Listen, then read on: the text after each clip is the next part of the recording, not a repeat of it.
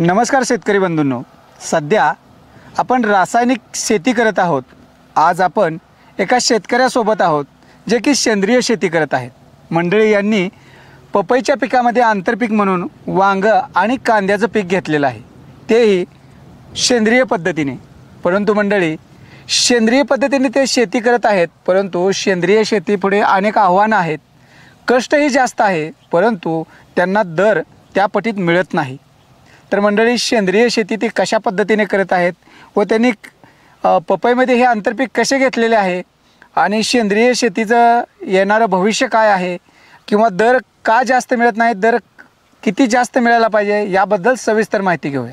नमस्कार। नमस्कार। आपला पहिल्यांदा तर परिचय द्या। जब्बार हसन स्वातार, मुक्काम पोस्ट बोंडले, तालुका माळशिरस। मी माझं शिक्षण पदवीधर झालेलं आहे। मी BA पास आहे। LLB 2 वर्ष केलेली आहे पुणे येथे सिम्बायोसिस कॉलेजला।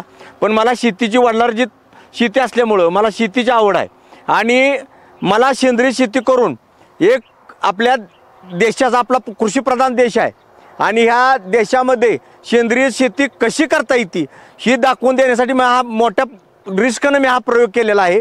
यामध्ये तुमचं गूळ असू द्या, लेंडे असू द्या शेरडांची, देशी गायचं गोमूत्र, देशी गायचं शेण, असं मुरू घालून डाळीचं पीठ असं मुरू घालून मी याच्यावर कंटिन्यू प्रयोग करत असतो। आणि अंडी आणि तुमचं ताक याचा मुरू घालून 5-6 दिवस मुरू घालतो आणि त्याच्या फवारण्या मारतो। त्या पद्धतीनं ही वांग अशी तजेलदार असं वांग आलेलं आहे। परंतु आणि कीटकनाशकासाठी जर म्हणाल तर असं मी सौर ऊर्जेवरचं लॅम्प बसवले बघा, इथं पाठीमागे इथं सौर ऊर्जेचा लॅम्प आहे। त्या सौर ऊर्जा लॅम्पामुळं आळीचा प्रादुर्भाव प्रचंड प्रमाणात कमी आहे आणि याच्यातून उत्पन्न चांगलं मिळतंय, परंतु त्याला बाजारपेठ चांगल्या प्रकारची मिळत नाही। आणि शासन तुमचं स्वामीनाथन आयोग जर लागू केलं तर शेतकऱ्याच्या चांगल्या पद्धतीनं त्याला उत्पन्न मिळेल, त्याचा दाम चांगल्या पद्धतीनं मिळेल आणि शेतकऱ्याच्या आपल्या महाराष्ट्रात होणाऱ्या आत्महत्या 100% थांबतील।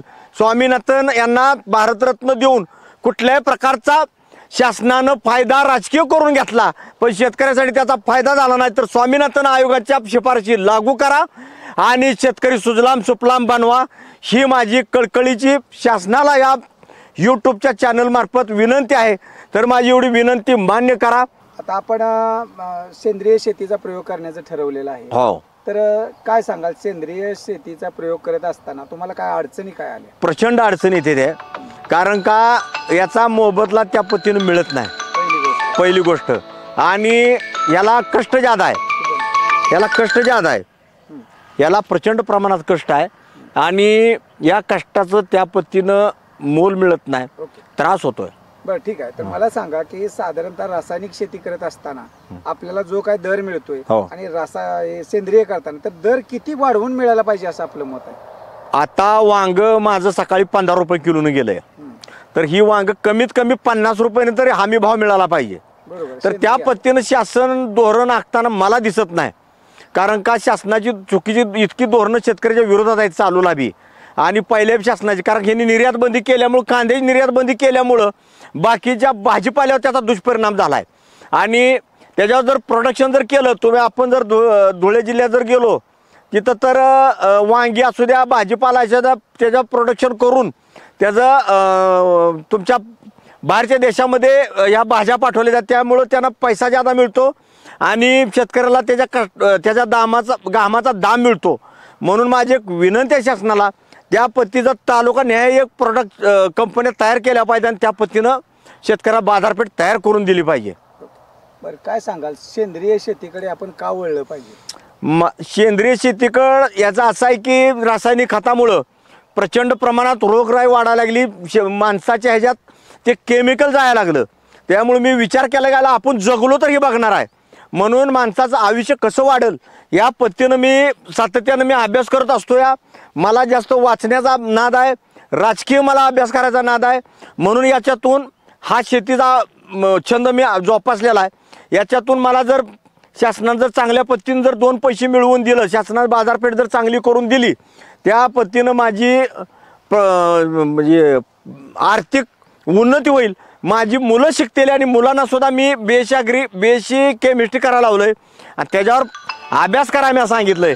म्हणून माझी शासनाला विनंती आहे की बाबा सदर शेतकऱ्याला सेंद्रिय शेतीसाठी त्याची बाजारपेठ तयार करून घ्या सेंद्रिय. आणि माझे अजून एक शासनाला यूट्यूब मार्फत विनंती आहे, देशी बैल आणि देशी गाय, देशी बैलाकडून नांगरटी पेरणी केली असेल त्याला शासनानं अनुदान दिलं पाहिजे. कारण का जेणेकरून शेतकरी अनुदान दिलं तर देशी गाय ट्रॅक्टरऐवजी देशी गाय देशी बैल वापरेल आणि त्याच्यातून आपल्या जमिनीची तुमचा प्रत वाढेल आणि पीएचसुद्धा सुधारेल. म्हणून माझी यूट्यूब मार्फत विनंती आहे की देशी बैल आणि गायचं संगोपन करण्यासाठी शेतकऱ्याला तुम्ही अनुदान द्या. जे काय आता तुम्ही सध्या पपईचे पीक लागवड केलेलं आहे, होय. तर कशी लागवड केली पपईची, किती अंतरावर केली? ही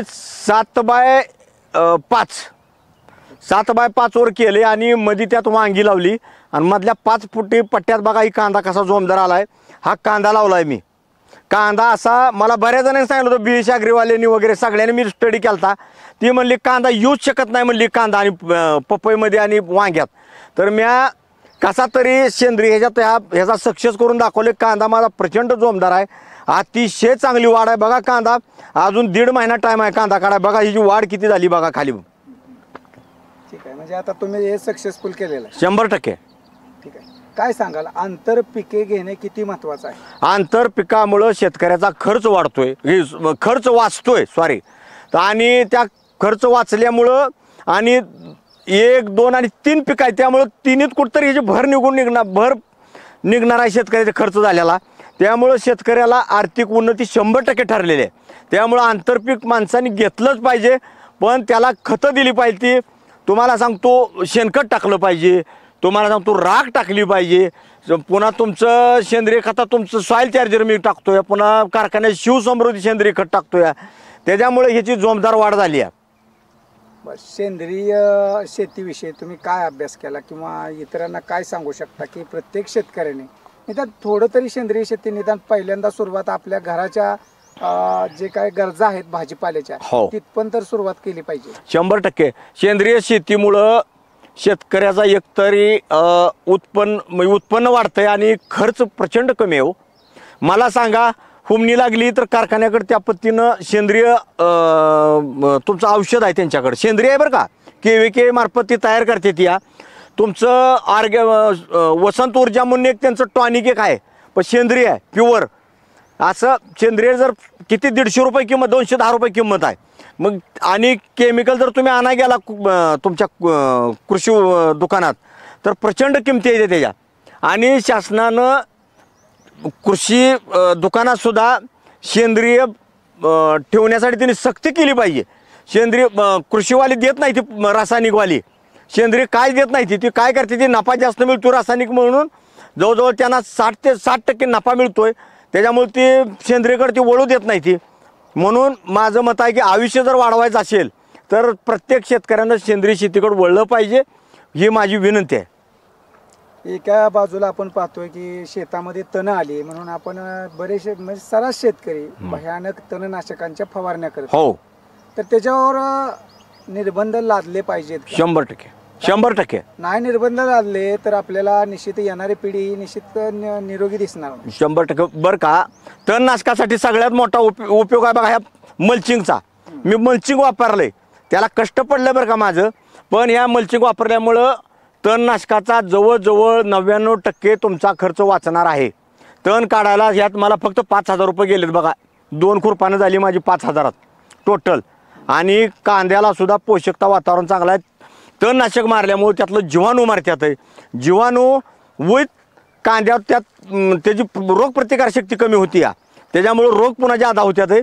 म्हणून माणसांनी तणनाशक न मारता याला मल्चिंग वगैरे याचा वापर करून, ड्रिपचा वापर करून आधुनिक पद्धतीने शेती केली पाहिजे. मल्चिंगवर साधारणतः एकरी खर्च किती झाला? मला मल्चिंगला खर्च बघा कमीत कमी 25,000 रुपये झाला बघा. आणि कांद्याची लागवडीला 30,000 रुपये गेलं, जादा पैसे गेलं.